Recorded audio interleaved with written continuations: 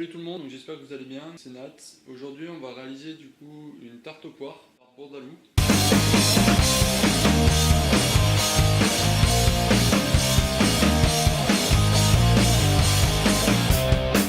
On a besoin de 200 g de farine, de 80 g de sucre glace, de 110 g de beurre, de 30 g de poudre d'amande et d'un œuf et une pincée de sel. On va commencer, donc si vous le faites à la main, que vous n'avez pas de robot, c'est pas grave. Donc vous prenez votre saladier et on va mettre toutes les matières sèches. Donc on met la farine, le sucre glace, la poudre d'amande et le beurre. Donc on n'oublie pas aussi de mettre la pincée de sel qu'on ne peut pas poser avant. Hop. Après, on fait le mélange toujours à la feuille si vous avez un robot. Sinon, vous pouvez le faire à la main directement. Donc, il n'y a pas besoin d'ustensiles. Donc là, je vais vous montrer au robot, je vous montrerai à la main après. On fait à tourner au début à petite vitesse pour ne pas en mettre de partout. Et après, on peut augmenter un petit peu. Donc là, le but, c'est de faire un sablage. Donc le sablage, c'est une technique pour avoir une pâte qui sera bien friable et qui aura un bon goût. Donc là, on va laisser tourner jusqu'à ce que le beurre il soit effrité. Donc on diminue un peu, sinon ça en met de partout. Faut pas laisser tourner trop longtemps, sinon ça va faire une pâte. Le beurre il va se ramollir et du coup ça va lier les éléments entre eux. C'est pas le but. Le but c'est vraiment d'avoir une texture de sable. Donc là on va pouvoir augmenter un petit peu.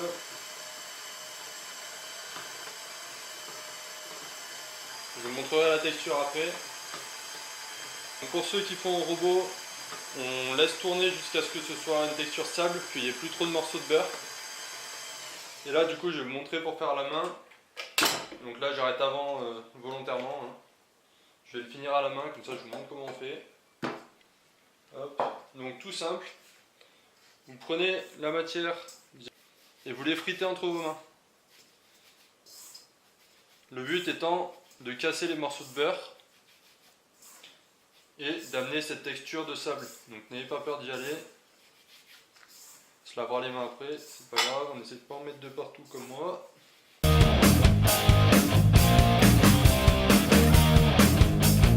Voilà, donc le but c'est vraiment d'avoir une texture de sable. Donc comme vous voyez, il n'y a plus de morceaux de beurre, c'est vraiment une texture de sable.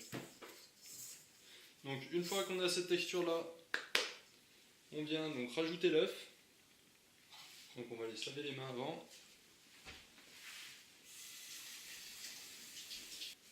Hop, donc on vient casser l'œuf directement dedans. Hop, et on remet donc, à tourner pour ceux qui le font au mélangeur. Donc toujours à la feuille. Hein. Hop, et on va laisser tourner jusqu'à ce que la pâte elle soit homogène, qu'il n'y ait plus de farine, et sans trop la laisser tourner. Donc pareil, on va vous pétrisser à la main jusqu'à ce que ça fasse une pâte bien homogène. Faut pas trop la laisser tourner ou trop la manipuler avec les mains à la fin, parce que sinon ça va vous faire une pâte très friable et pour l'étaler ça va être une horreur. Donc là on laisse tourner doucement, il n'y a pas besoin d'aller vite. Donc pendant ce temps vous pouvez ranger tous vos ustensiles. Ça fait toujours gagner du temps.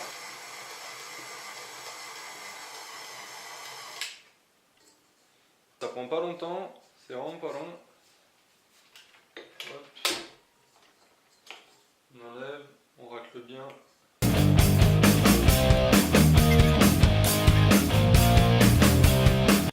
Une fois que donc on obtient une texture donc comme celle-ci, on a une pâte qui est bien homogène, il n'y a plus de farine au fond de la cuve. Là, notre pâte elle est bien, donc on va pouvoir la réserver, on va la filmer et on va la rentrer au frigo pendant minimum 30 minutes, le temps qu'elle refroidisse. Donc si vous faites le mélange à la main, donc je vais vous montrer, là c'est pas grave. Donc vous récupérez bien votre pâte et vous pouvez la phraser. Donc la phraser en fait c'est l'étaler avec la paume de la main. Donc vous venez prendre votre pâte et vous l'écrasez vers l'avant. Hop. Comme ceci. Donc ça sert à rien d'en faire trop. Faites 2-3 coups, ça suffit largement. Après sinon ça va faire une pâte vraiment friable et ça va être l'horreur à étaler. Donc après cette pâte, on vient l'étaler un peu à la main, lui donner une forme ronde, si vous voulez une tarte ronde. Ce sera plus facile à étaler tout à l'heure. Et après, on la filme. Hop. Et on la met donc au frigo pendant 30 minutes.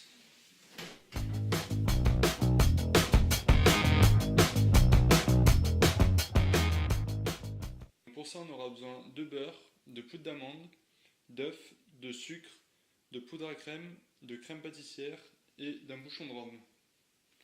En premier, on va commencer dans une cuve de mélangeur ou dans un saladier à mettre le beurre, le sucre et la poudre d'amande. Si vous réalisez cette recette dans un saladier, je vous conseille de faire un beurre pommade dès le début avant d'incorporer le sucre et la poudre d'amande. Là, au mélangeur, on va mettre à tourner donc à vitesse douce au départ pour pas qu'on en mette de partout. Et dès que le beurre sera ramolli, on pourra accélérer un petit peu. Donc là voilà, on va laisser tourner comme ça. Pendant ce temps, on va mélanger la poudre à crème avec la crème pâtissière. Le but c'est qu'il n'y ait vraiment pas de morceaux. Là on a une crème pâtissière qui était déjà brassée avant. Du coup ça va assez vite. Mais il faut vraiment faire attention qu'il n'y ait pas de morceaux. En fait la poudre à crème va remplacer la farine dans notre frangipane. Une fois que la poudre à crème est mélangée avec la crème pâtissière, on va venir rajouter le rhum. Donc ça c'est facultatif. C'est comme la poudre à crème. C'est pas obligatoire. Moi en général je mets un demi-bouchon. Donc là on a une crème qui est bien lisse. Il n'y a plus de morceaux de poudre à crème. On peut enlever le fouet, on n'en aura plus besoin. Là, on voit qu'on a bien une pâte et il n'y a plus de morceaux de beurre. Quand ça fait une pâte, on vient rajouter les œufs. Donc les œufs entiers.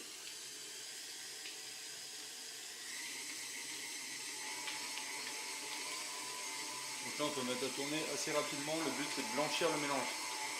Donc il faut que le mélange il prenne du volume. N'hésitez pas à venir corner votre mélange si jamais la feuille ne va pas sur le bord de la cuve.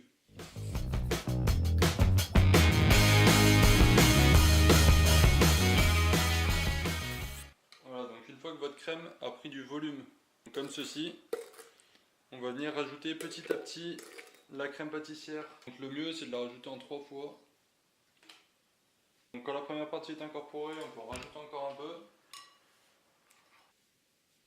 Et enfin, on va mettre la dernière partie. Donc on vient bien racler. Et quand on met la dernière partie, on va venir racler le bord de la cuve.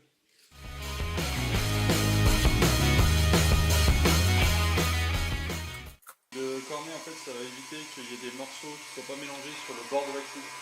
Donc après si vous voyez que votre crème elle tranche un petit peu, n'hésitez pas à réchauffer un petit peu la cuve. Une fois que votre crème est lisse, bien racler la feuille.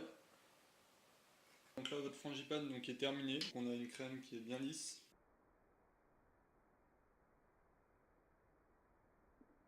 Une fois que votre tarte est foncée, que votre frangipane est prête et que vos poires sont prêtes à être coupées, on va garnir la tarte avec de la crème frangipane.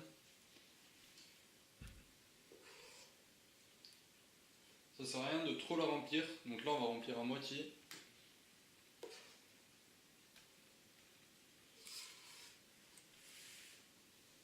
Et du coup on va venir répartir notre frangipane dans le fond de tarte.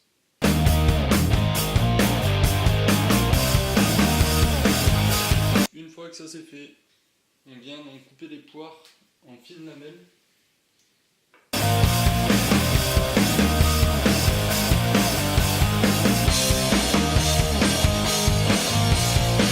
Une fois que vos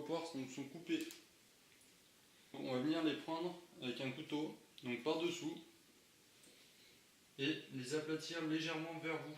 Vous les tirez légèrement vers vous pour donner un effet coupé. Donc on vient les disposer délicatement dans la frangipane.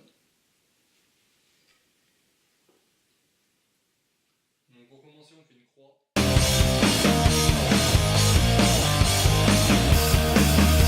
Et une fois qu'on a une croix comme ça, on vient disposer entre chaque une autre poire.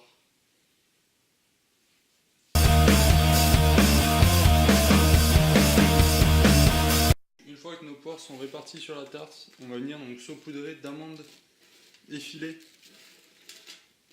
Donc pour rappeler en fait le goût de la frangipane. Voilà, donc il ne reste plus qu'à enfourner 35 minutes à peu près à 170-180 degrés en fonction du four pour que la frangipane ait une belle couleur. Une fois que notre tarte est cuite et refroidie, on va venir appliquer le nappage. Donc là c'est du nappage tout prêt. Vous pouvez en trouver dans des magasins spécialisés en pâtisserie ou autres métiers de bouche. Là il est déjà chaud. Vous voyez, c'est une texture un peu liquide. Faut pas que ça fasse des gros tas, sinon ça va faire une gelée en fait sur votre tarte, ça va pas être bon. Et on vient tout simplement appliquer sur la tarte.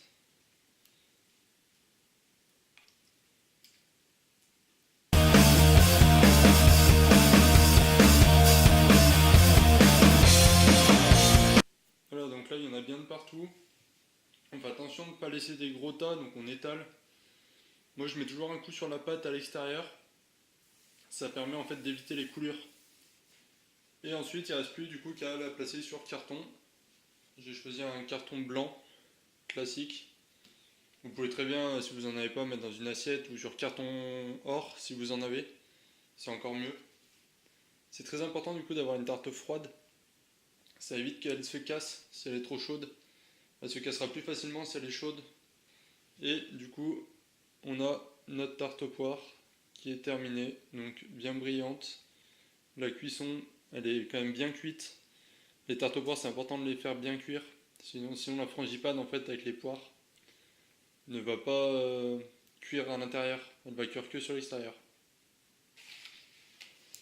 La recette est maintenant terminée, donc j'espère qu'elle vous aura plu.